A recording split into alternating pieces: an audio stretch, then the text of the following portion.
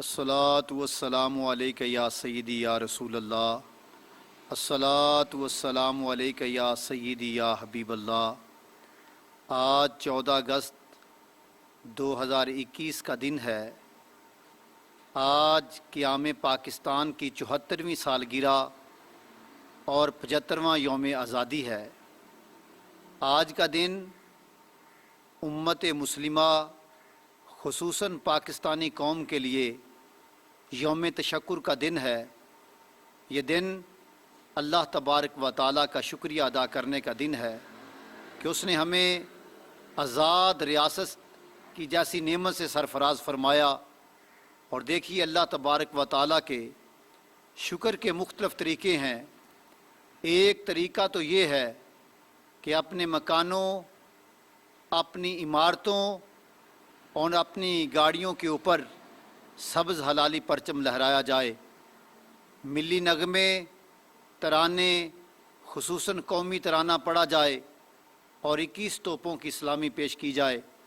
اور دوسرا طریقہ یہ ہے کہ ان جانساران تحریک آزادی کے تذکرے کیے جائیں، ان بزرگ ترین ہستیوں کے تذکرے کیے جائیں کہ جنہوں نے اپنی قربانیاں پیش کر کے ہمیں انگریزوں کی غلامی سے نجات عطا فرمائی، برطانوی استعمار کے تسلط سے آزادی عطا ہوئی اور ہمیں ایک آزاد ریاست میں مرنا اور جینا نصیب ہوا۔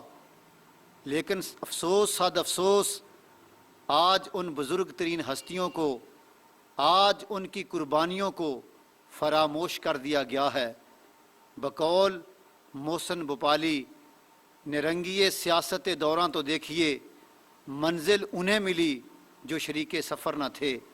اور وہ بزرگ ترین ہستیاں، وہ مجاہدین، وہ شہداء اسلام، وہ شہداء پاکستان، وہ جانساران آزادی تحریک جنہوں نے اپنی جانوں کے نذرانے پیش کیے، آج ان کی روحیں پکار پکار کر ہمیں جھنجھوڑ رہی ہیں کہ اے پاکستانی قوم، اے امت مسلمہ، دیکھیے جب بھی چمن کو لہو کی ضرورت پڑی سب سے پہلے ہماری گردن کٹی۔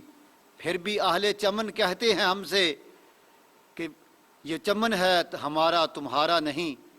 دیکھیے ان عظیم ترین ہستیوں کا تذکرہ کرنا یہ حدیث پاک سے ثابت ہے، کیونکہ نبی کریم صلی اللہ علیہ وسلم نے فرمایا من لم یشکر الناس لم یشکر اللہ، جو لوگوں کا شکریہ ادا نہیں کرتا، اپنے محسنین کا شکریہ ادا نہیں کرتا، ایسے سمجھو کہ اس نے رب کائنات کا بھی شکریہ ادا نہیں کیا۔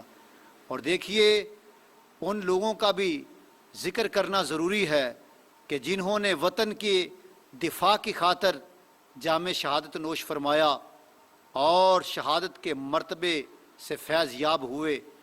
آج دیکھیے ان لوگوں کے تذکرے سے بھی ہم کوسوں دور ہیں۔ اور دیکھیے تحریک آزادی کے وقت سب کی زبانوں پر یہی جاری تھا کہ ہندو تہذیب اور ہے، اسلامی تہذیب اور ہے، ہندوؤں کا کلچر اور ہے، مسلمانوں کا کلچر اور ہے، اور ہم ہندو اور مسلم ایک کشتی کے اندر اکٹھے سوار نہیں ہو سکتے۔ اور زبانوں پر یہ بھی نعرہ ببانگ دہل گونجتا تھا کہ پاکستان کا مطلب کیا، لا الہ الا اللہ، دستور ریاست کیا ہوگا، محمد الرسول اللہ۔ لیکن افسوس صد افسوس، جس نظام، جس قوانین کے لیے، شریعت مطہرہ کی پاسداری کے لیے ایک علیحدہ ریاست معرض وجود میں آئی، لیکن افسوس صد افسوس، آج نظام چل رہا ہے تو انگریز کا چل رہا ہے، آج قوانین چل رہے ہیں، آج ہمارا عدالتی نظام ہے تو انگریزی قوانین ہم پر مسلط کیے گئے ہیں۔ آیا کہ دیکھیے کیا قائد اعظم محمد علی جناح رحمۃ اللہ علیہ نے 18 لاکھ لوگوں کو جو شہید کروایا اس انگریزی قانون کے لیے، اس نظام کے لیے، اس انگریزی پاسداری کے لیے، اور 70,000 عورتوں نے اپنے دریاؤں میں چھلانگیں لگا دیں اپنی عزت بچانے کے لیے، مسلمانوں نے ان کے گلے کاٹ کے رکھ دیے۔ اور فضلیہ خیر آبادی رحمۃ اللہ علیہ جیسے जलील कदर आलिम दीन और मुहक्किक इंसान ने देखिए आज़ादी तहरीक के लिए कुर्बानियाँ पेश की और उनको जेलों में बंद कर दिया गया और मट्टी के टोकरे उनसे उठवाए गए और अहमदुल्ला शाह नबरासी रहमतुल्लाह अलैह का गला काटकर दिल्ली के चांदनी गेट पर लटका दिया गया। और देखिए तरह तरह के मसाइब व आलाम का सामना करना पड़ा। तो मुसलमानों, हुजूर के सच्चे ग़ुलामों, अंग्रेज़ी कवानीन के लिए नहीं, उनके निज़ाम के लिए नहीं, बल्कि सिर्फ़ और सिर्फ इस निज़ाम के लिए कि पाकिस्तान का मतलब क्या, ला इलाहा इल्लल्लाह, दस्तूर रियासत क्या होगा, मुहम्मदुर रसूलुल्लाह।